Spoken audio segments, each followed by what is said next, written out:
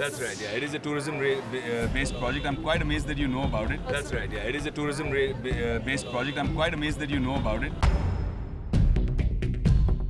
Zoom के boom के सामने विवेक ओबरॉय ने कबूल कर लिया है अपना एक एम्बिशियस बिजनेस प्लान। एक ऐसा बिजनेस वेंचर जिसे पूरा करने के लिए विवेक को बड़े पॉलिटिकल फेवर्स का सहारा भी लेना पड़ सकता है और शायद किसी कंट्रोवर्सी की नजर से बचने के लिए ही लगता है विवेक और उनके एसोसिएट्स ने अपनी इस बिजनेस डील को अब तक रखा अंडर रैप्स।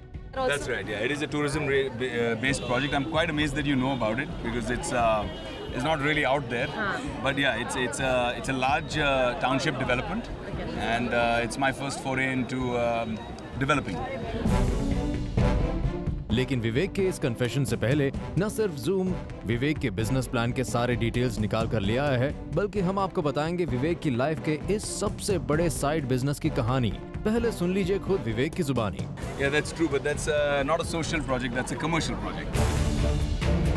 दरअसल विवेक के बिजनेस प्लान की सबसे बड़ी हाईलाइट ये है कि अहमदाबाद के पास पूरा का पूरा गोवा बसाने का उनका इरादा। जी हाँ, खबर है कि विवेक अहमदाबाद के पास के कुछ बीचेस से लगे एक बड़े रियल एस्टेट प्रोजेक्ट पर काम कर रहे हैं। अपेरेंटली इस ड्रीम प्रोजेक्ट को डेवलप करने में और इन्वेस्टर्स जुटने में जो सबसे बड़ा दावा किया जा रहा है वो तो यही है कि ये प्रोजेक्ट गोवा की तरह एक बड़ा टूरिस्ट डेस्टिनेशन के तौर पर डेवलप किया जाएगा।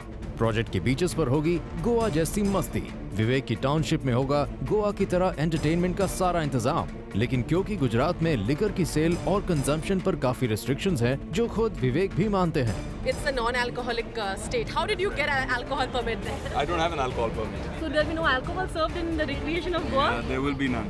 There'll be virgin mojitos and virgin pina coladas. So that besides that, otherwise it's going to be the same way. Just अब इतनी रिस्ट्रिक्शंस के साथ विवेक का प्रोजेक्ट गोवा की कॉपी बन पाता है या फोटो कॉपी, ये देखने वाली बात होगी। लेकिन इतना जरूर है कि विवेक का अहमदाबाद के पास गोवा जैसा टूरिस्ट डेस्टिनेशन क्रिएट करने का प्लान है काफी धमाकेदार। वहीं विवेक के बिजनेस प्लान का जूम पर एक्सक्लूसिवली आउट होना ये इशारा भी कर गया कि गुजरात के सीएम रह चुके मिस्टर नरेंद्र मोदी की स्वेरिंग इन सेरेमनी में विवेक की झलक आखिर क्यों नजर आई थी। सलमान का वहां होना तो एक्सपेक्टेड था।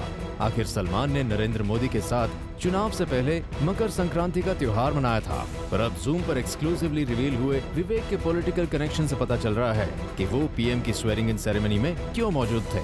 एक तो पहले ही विवेक की वाइफ एक पॉलिटिकल फैमिली को बिलोंग करती है, उस पर गुजरात में अब विवेक का ये बिजनेस प्लान, ये सब बातें विवेक की नई पारी का इशारा कर रही हैं।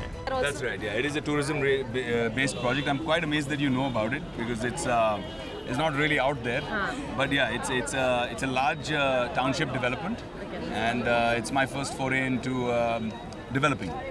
यानी गुजरात और नरेंद्र मोदी के स्टेट से विवेक का कनेक्शन रिवील होने के बाद अहमदाबाद में विवेक के बसाए हुए गोवा पर सबकी नजरें रहेंगी, ये जानने के लिए कहीं उन्होंने अपने पॉलिटिकल कनेक्शन से कोई बड़ा फेवर तो नहीं लिया।